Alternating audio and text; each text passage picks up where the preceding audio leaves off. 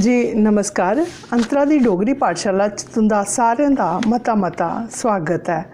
डोगरी दियां भी दोस्तों कई किस्मां न, जियां के आखदे भी हैन कि कोस कोस पर पानी बदले, कोस कोस पर पानी बदले, चार कोस पर वानी।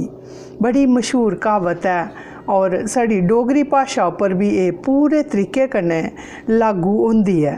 जेकर अस जम्मू दे बसनीकें दी गल करचै या फिर उस डोगरी दी गल करचै जेह्ड़ी पंजाबी कन्नै रलदी मिलदी है या फिर हिंदी कन्नै थोड़ी थोड़ी रलदी मिलदी है, तां उसदे बेस उप्पर अस थोड़ा ओह्दा व्याकरण दी दृष्टि कन्नै ओह्दा एनालिसिस करियै दिखचै तां आओ साढ़े सामने दिक्खी लैओ केह्ड़े केह्ड़े शब्द आंदे न। ओह्दे कोला पैह्लें मैं एक खासियत तुसें डोगरी भाशा दी सनावां जे डुग्गर प्रदेश बहुत ज़्यादा अग्गे पिच्छे फैले दा है, बड़ा क्षेत्र है एह्दा, बड़ा एरिया एह्दे अंदर आंदा है और जिस एरिया च अस जाचै, डुग्गर दे जिस ग्रांऽ च अस जाचै, उस्सै ग्रांऽ च डोगरी दी अपनी गै सुगंध है, अपनी गै खुशबू है, अपना गै फ्लेवर है और इस्सै वजह कन्नै डोगरी दियां केई किस्मां साढ़े सामने आंदियां न डोगरी भाशा दियां के मतलब कुछ खास शब्द न जेह्ड़े खास कुसै इलाकें बिच इस्तेमाल होंदे न, जेह्ड़े दूइयां जगह आम बोल चाल च नेईं इस्तेमाल होंदे न। इ'यां गै अस एह्दा व्याकरण अगर टटोलचै तां साढ़े सामने दिक्खी लैओ केह्ड़े शब्द आंदे न।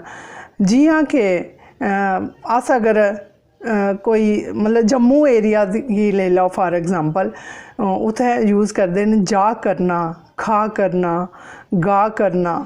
इस्सै शब्द गी अगर अस दूई जगह जाइयै सुनचै तां जा करना गी आखी ओड़दे, इक वर्ड ओह्दा बनाई ओड़ना जारना, खा करना, खारना, गा करना, गारना, जा करदा, जारदा।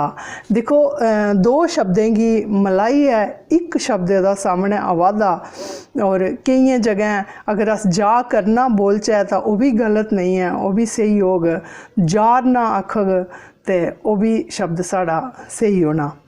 इ'यां गै खा करदियां, आम बोलदे न अस खा करदियां, पर इसी केइयें जगहें च कट्ठा करियै इक्कै शब्द च बोलदे खारदियां। दोहरे बोलें गी अस डोगरी च किट्ठा करियै बोलदे न अक्सर, और जियां एह्दे बिच होर आई गेआ मारी छोड़ेआ, मारुड़ेआ, पी छोड़ेआ, पीउड़ेआ। एह् आम बोल चाल दे शब्द न साढ़े। इ'यां गै अगर अस त्रेरे बोलें गी भी केई किस्में कन्नै बोलने आं, इ'यां ओह् त्रेरे बोल होंदे, मगर जेल्लै अस फ्लो बिच अपनी धुन बिच बोलने ते अस ओह्दा इक्कै शब्द इस्तेमाल करने होन्ने, जियां खान होई गेआ, खनोई गेआ या फिर खनोइया। देखो एह्दे किन्ने शब्द, खान होई गेआ, खनोइया या फिर खनोई गेआ। बौन होई गेआ, बनोई गेआ, बनोइया। रंगन होई गेआ, रंगन होई जंदा ते रंगोई जंदा ते रंगोई जंदा। एह् तीनों एह्दियां अलग अलग फार्म्स न। अगर अस इसी व्याकरण दे दृष्टि कन्नै एह्दा दिखचै अगर जमा जोड़ करियै, इ'यां गै त्रेरे हां बद्ध बोलें गी भी अस कि'यां इक शब्द बनाई लैन्ने न।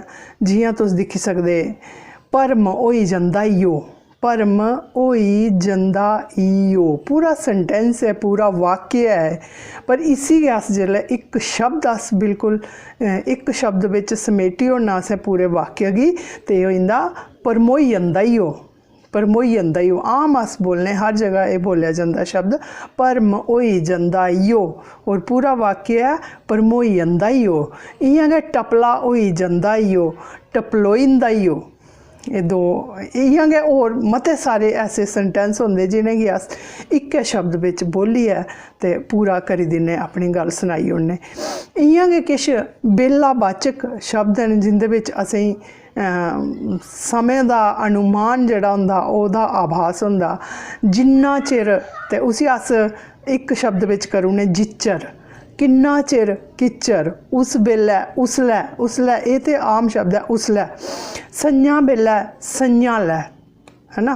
फिर आइए रीतवाचक शब्द न, जियां इक्कै बेरी, इक्कै री, दुई बारी, दुई यारी, ब कटोई दे आ लगी आ दुई यारी। भी आइए थारवाचक किश किरत बोल ऐसे न जियां मेरे पासै, मेरे आस्तै। मेरे आस्तै बजारा दा तू कोई शैल चीज़ खाने आस्तै लेआयां, इ'यां अस आम बोलने न मेरे आस्तै। चाचा पासै, चाचा आस्तै, है ना। एह् दो शब्दें गी असें मलाइयै ते इक्कै शब्दे दा बनाई ओड़ेआ। इ'यां गै जेल्लै अस मात्रावाचक शब्दें गी कट्ठा करने, बिंद सारा ते अस कि'यां बोले बिंद हारा लून दे मिगी, बिंद हारा। सा दा होई गेआ हा बिंद हारा, या फिर उसी बी होर शार्ट फार्म च करने आस्तै बिंदारा। इन्ना सारा, इन्ना हारा, इन्नारा, एह् तिन्नों शब्द स्हेई न। और ज़्यादा अस यूज़ करने इन्ना हारा या इन्नारा।